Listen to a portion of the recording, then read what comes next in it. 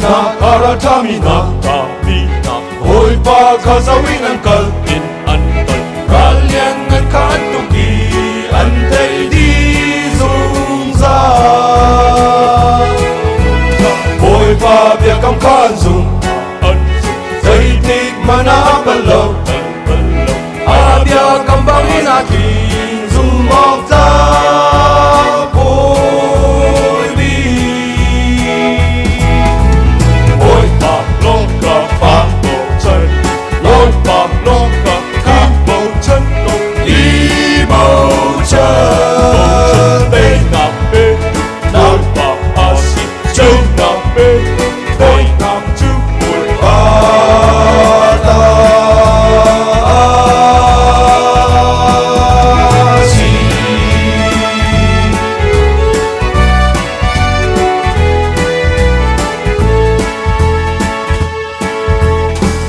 Chân in mai uncle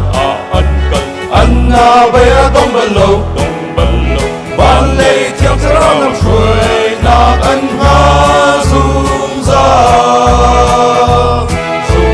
Uncle tạc cha mi qua chu Anh qua kiên thọ thân đi lâu Ram ta trôi mai lê à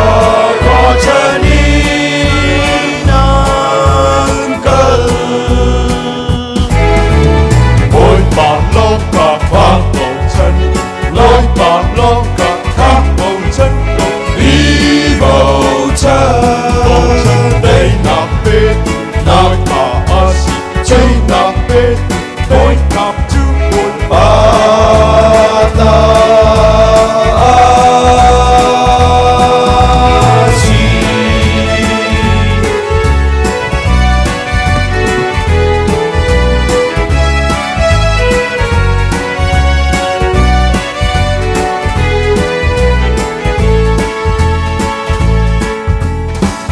Pakat sinaung